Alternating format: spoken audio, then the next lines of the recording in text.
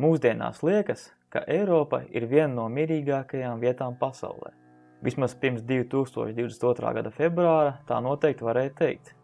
Bet vēsturiski skatoties, vērojams, ka agrāk Eiropa bija vieta, kur militārie konflikti notika ļoti bieži. Pie tam arī daudzi no kariem ar vislielāko kritušo skaitu risinājās tieši Eiropas kontinentā. Šķiet tikai Ķīna, kura pat ir kontinenta izmērā, var mēroties ar Eiropu postošāko karu ziņā. Taču starp Ķīnu un Eiropu ir viena liela atšķirība.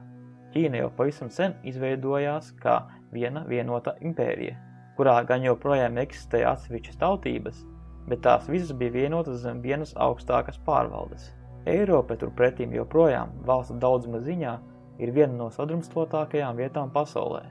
Jo, lai gan tā ir viens no mazākajiem kontinentiem, valsts skaits tajā ir gandrīz tikpat liels kā daudz lielākajā Āzijas kontinentā, kā arī tā daudz neatpaliek no valsts skaita Āfrikā, kas ir valstīm bagātākais kontinents, un arī platības ziņā ir vismaz 3 reizes lielāks nekā Eiropa. Liela daļa no lielākajiem kariem Eiropā tika izcīnīta ar mērķi to apvienot zem vienas pārvaldes, vai vismaz dažām lielām pārvaldēm. Tomēr tā tas arī neizdevās. Būtu interesanti paskatīties uz nozīmīgākajiem kariem Eiropā. Paskatīties, kas karoja ar ko, kādēļ karoja, kas no tā beigās iznāca, un vai varam no tā kaut ko mācīties. Piebildīšu, ka šie nebūs detalizēti visu šo karu apskati, jo tas aizņemtu pārāk daudz laika. Centīšos izcelt tikai svarīgākos faktus šajos karos, kas veido lielo spēku sadales bildi Eiropas kontinentā. Kā visnozīmīgākos karus Eiropā izvēlējos 5, kuri ir 30 gadu karš, 7 gadu karš, Napoleona kari, 1. pasaules karš un 2. pasaules karš. Sāksim tad chronoloģiskā secībā. 30 gadu karš risinājās no 1618. līdz 1648. gadam un bija pēdējais nozīmīgais karš Eiropā, kurus mēs sākotnēji izcīnīja reliģisku iemeslu dēļ. Tā iesākās kā varas sadala starp katoļiem un protestantiem. Katoļu pusi pārstāvēja Svētās Romas impērijas katoļu daļa – Austrija, Bavārija un tajos laikos vēl ļoti ietekmīgā Spānijas impērija. Bet protestantu pusi pārstāvēja vācu protestantu karaļvalstis kā Bohēmija, Hesena, Saksonija un Brandenburga, kā arī Holande, Dānija un Zviedrija, kura arī tobrīd bija izveidojusi spēcīgu impēriju. Šis ir vienīgais no šeit apskatītajiem kariem, kur galvenokārt darbojās tikai centrālie Eiropas spēki, un nebija spēlētāji no malas, kā Anglija, Krievija un Amerikas Savienotās valstis, ja vien neskaita algotņus, jo, piemēram, Dānija izmantoja noalgotos karējus no Anglijas un Skotijas. Lai gan teritorijas ziņā šis karš nebija izplaties tik plaši kā pārējie kari, kurus apskatīsim, tas tomēr izcēlās ar to, ka tajā iesaistītās teritorijas procentuāli zaudēja vislielāko iedzīvotāju skaitu. Bija vairāki reģioni, īpaši Svētās Romas impērijas sastāvā, kuri zaudēja pusi un pat vairāk savu iedzīvotāju. Neierastu lomu šajā karā sāka spēlēt Francija, jo, lai gan tā bija katoļu valsts, tā šajā karā atbalstīja protestantu valstis, galvenokārt finansiāli, bet beigās iesaistoties arī ar savu armiju pret Spāniju un Austriju. Francija kara laikā iesaisties jau nevis reliģisku mērķu, bet tīri politisku ambīciju vadīta. Francija vēlējās ierobežot Habsburgu dinastijas varu, un Habsburgi valdīja Austrijā un Spānijā, kas arī noteica Francijas vēli nostāties šo valstu pretnieku pusē, pat ja tie bija citu reliģisko virzienu pārstāvji. Šī kara rezultātā Francija ieguva visvairāk, bet visā Eiropā sāka iezīmēties jauni pamati, kas nebija balstīti tikai uz reliģisko piederību, bet gan uz laicīgās dzīves nepieciešamībām. Tas ar laiku noveda pie modernajām Eiropas nāciju valstīm, kuras zinām mūsdienās. 7 gadu karš bija konflikts ne tikai Eiropā, bet arī Amerikas kontinentā un daļai Āzijā. Patiesībā šo karu varētu saukt par 1. pasaules karu, lai gan tas risinājās no 1756. līdz 1763. Tātad krietni agrāk nekā 1. pasaules karš. Galvenie kara pretinieki bija Lielbritānija un Francija, bet pa vidu, tāpat kā 30 gadu karā, bija dažādas Vācu valstis ar Austriju Francijas pusē, bet Prūsiju Lielbritānijas pusē. Šajā karā sāka pielīties arī Krievijas impērija, sākotnēji Francijas un Austrijas pusē, bet uz kara beigu laiku pārējot Lielbritānijas sabiedrotās Prūsijas pusē.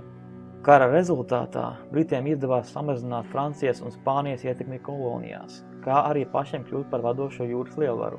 Turpretīm Krievijai izdevās nostiprināties Polijā, un līdz ar to lielā daļā Austrumeiropas. Prūsija sāka parādīt sevi kā dominējošo vācu valstu pārstāvi. bet Francijas un Austrijas ietekme mazinājās. Napoleona kari risinājās no 1803. līdz 1815. gadam un varētu būt nosaucami par Francijas cīņu ar nolūku kļūt par vienīgo dominējošo varu Eiropā. Būtībā tā izvērtās par Francijas mēģinājumu pārņemt lielāko daļu Eiropas, kas tajos laiku arī izdevās, taču beigās šos plānus apturēja Lielbritānijas, Krievijas un Prūsijas savienība. Interesanti, ka arī šajā karā Krievijas impērija kādu laiku bija Francijas pusē, taču vēlāk mainīja savus sabiedrotos kopā ar Lielbritāniju apturot viena centrālā spēka rašanos Eiropā. Papildus tam šis karš bija nozīmīgs ar to, ka aizsāka nacionālos centienus daudzās Eiropas valstīs, kā galvenās minot Vāciju un Itāliju. Pēc šiem notikumiem Vācija pamazām sāka pārņemt Francijas lomu kā spēcīgākā lielvara Eiropas kontinentā. Pirmais pasaules karš. Ir versija, ka nākotnē nelietosim atsevišķus apzīmējumus Pirmais un Otrais pasaules karš, bet tā vietā Otro pasaules karu uzskatīsim kā Pirmā pasaules kara turpinājumu. Ir pamats tā uzskatīt, jo karojošās puses abos karos bija ļoti līdzīgas. No vienas puses Francija, Anglija un Krievijas impērija, vai tās matniece Padomju Savienība, no otras puses Vācija ar Austriju un mazākām centrāla Eiropas valstīm, kuras tā bija pakļāvusi vai izveidojusi savienību. Arī Itālija sākotnēji bija Vācijas dominētās trejsavienības dalībnieks Pirmajā pasaules karā, taču beigās pametu šo savienību, ko gan vēlāk izlaboja Otrā pasaules kara laikā. Turpretim Turcija Otrajā karā palika neitrāla un tās vietu ieņēma Japāna, kura gan nav saistīta ar šī raidījuma tēmu. Kā jau zināms, pēc Vācijas un tās sabiedroto kapitulācijas Pirmajā pasaules karā pagāja vien aptuveni 20 gadi, kad tā izlēma revanšēties, iesākot Otro pasaules karu. Galvenās karojošās puses bija pavisam līdzīgas. Vienā pusē Vācija, Austrija un Itālija, bet tām pretī Anglija, Francija un Padomju Savienība, kas aizvietoja Krieviju. Un tāpat kā Pirmajā pasaules karā arī amerikāņu sabiedrotie. Šoreiz karš tika novests līdz galam, un Vācijas puse tika pilnībā sakauta. Galu galā visos šajos karos iezīmējās, ka kāda no divām Eiropas lielvarām, Francija vai Vācija, cenšas pārņemt varu visā kontinentā, bet jūras spēks Lielbritānija vai ASV un austrumu kontinentālais spēks Krievija apvienojas un kopīgiem spēkiem sakoja varu, kas cenšas militārā veidā apvienot Eiropu. Otrā pasaules kara rezultātā visas Eiropas lielvaras, ieskaitot arī Lielbritāniju, pakāpeniski pazaudēja savas kolonijas, saglabājot vien nelielus aizjūras valdījumus. Vienīgie spēki, kas saglabāja visas savas pēdējās gadsimtos iegūtās teritorijas, bija ASV un Krievija, ja PSRS, kas tad arī uzskatāmas par šī kara uzvarētāju valstīm. Postījumi un draudi no jaunajām lielvarām, mazajām un sadrumstalotajām Eiropas valstīm lika paskatīties uz savu nākotni un tās nodrošināšanas veidiem savādāki. Ideja par Eiropas valstu vienotību miermīlīgā ceļā parādījās jau vismaz Pirmā pasaules kara laikā, taču pa īstam izkristalizējās un sāka piepildīties tikai pēc Otrā pasaules kara.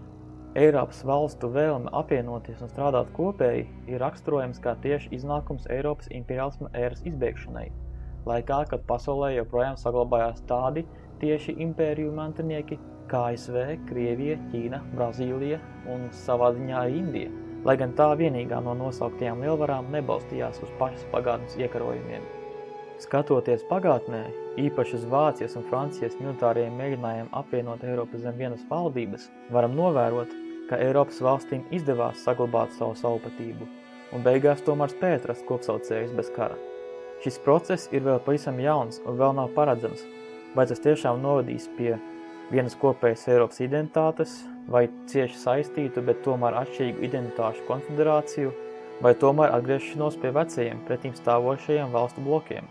To lielā mērā noteiks arī tas, cik stabili paliks jau pastāvošie pasaules lielvaru centri, jau nosauktās ASV, Krievija, Ķīna, Indija un Brazīlija.